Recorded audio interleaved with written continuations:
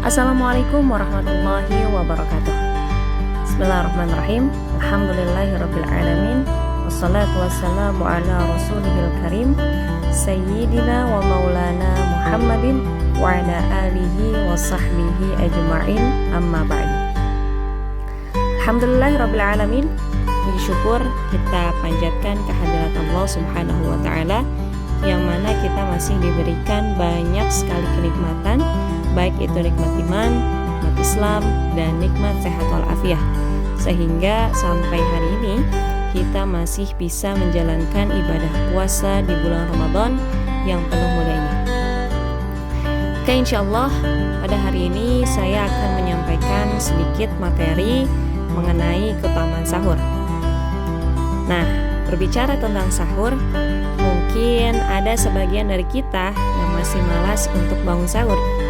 Jangankan sahur gitu ya, mungkin kadang untuk melaksanakan salat malam aja kita masih berat, apalagi sahur yang gak pernah biasa kita lakukan di bulan-bulan lain. Jadi rasa-rasanya terasa berat untuk melakukannya. Kemudian pertanyaan yang muncul adalah, ada apa sih emang dengan sahur? Kita tahu bahwa semua rangkaian ibadah yang kita lakukan selama bulan Ramadan itu bukan cuma masalah kita sanggup atau enggak, bukan cuma masalah pengen atau enggak, tapi masalahnya adalah itu ibadah atau bukan. Jadi esensi dari puasa itu sendiri bukan hanya sekedar menahan lapar, bukan hanya sekedar menahan haus dari terbitnya fajar hingga waktu berbuka gitu ya. Tapi di setiap waktu di bulan puasa itu terdapat esensinya masing-masing. Jadi orang yang tidak makan sahur itu bukan masalah saya kuat kok, saya sanggup kok puasa tapi nggak sahur, yang penting kan saya kuat nyampe maghrib puasanya. Justru itu bukan orang hebat, justru dia itu rugi. Bukan masalah sanggup atau enggak, tahan atau enggak, butuh atau enggak, apalagi malas atau enggak, bukan hanya itu. Tapi apa? Dia telah kehilangan salah satu kesempatan mendapatkan pahala ibadah di sisi Allah Subhanahu wa taala. Karena di dalam sahur itu Allah sediakan banyak kebaikan. Di antaranya adalah hadis Bukhari Muslim, di mana Nabi sallallahu alaihi wasallam itu bersabda, "Tasahharu fa inna fis sahuri barakah." Bersahurlah kalian, karena sesungguhnya di dalam sahur itu ada keberkahannya. Nah, apa itu berkah?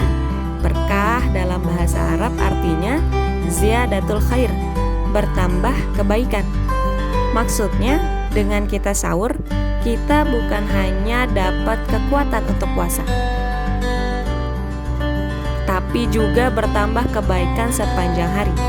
Jadi karena kita melakukan sahur sebelum subuh tadi gitu ya, Allah kasih banyak kebahagiaan di hari ini.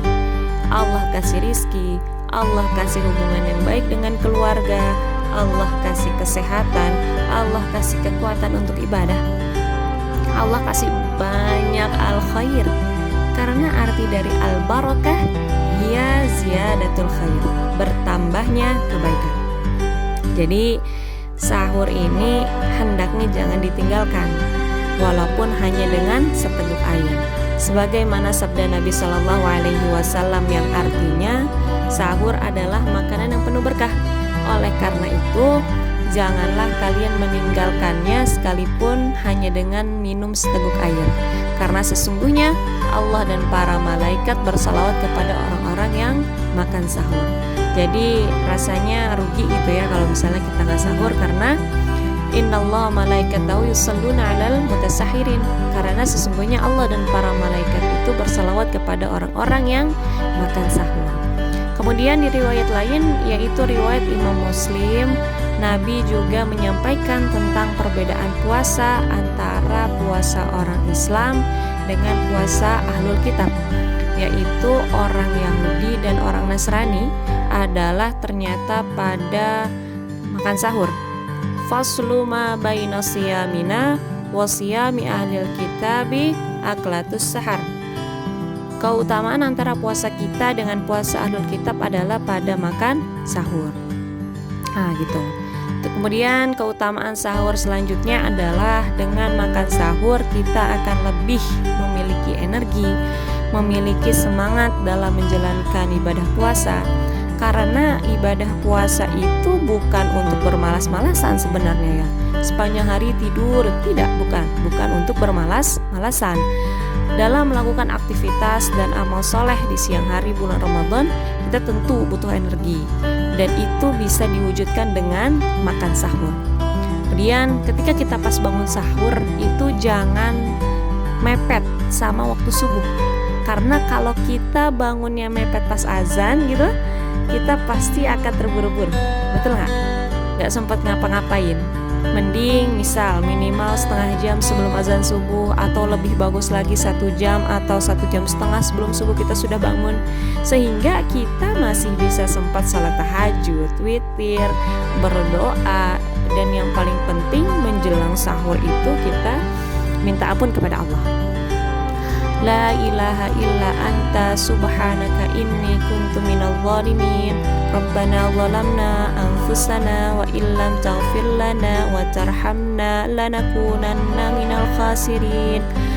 Astaghfirullahal azim wa atubu ilaih. Rabbighfirli wa liwalidayya warhamhuma kama rabbayani shaghira. Minta ampun kepada Allah.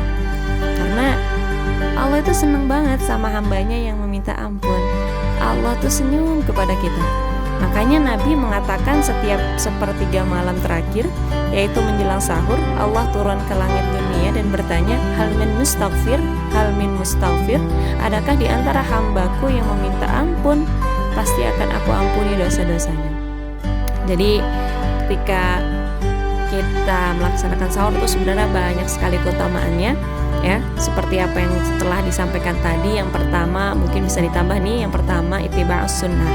Jadi ketika kita makan sahur, sebenarnya kita sedang menjalankan salah satu sunnah Rasulullah Sallallahu Alaihi Wasallam.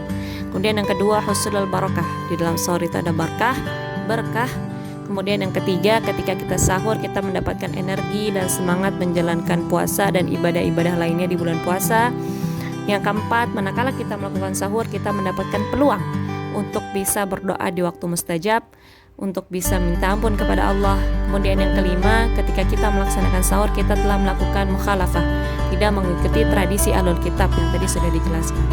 Ya, mungkin cukup segitu dulu yang bisa saya sampaikan. Mudah-mudahan kita nggak malas untuk bangun sahur. Semoga sahur kita yang sekarang ini juga bukan lagi soal makan karena kita lapar, tapi karena soal ibadah dan kebaikan-kebaikan yang tersimpan di dalamnya. Demikian sedikit apa yang bisa saya sampaikan. Mudah-mudahan bermanfaat. Wa'afu minkum. Assalamualaikum warahmatullahi wabarakatuh.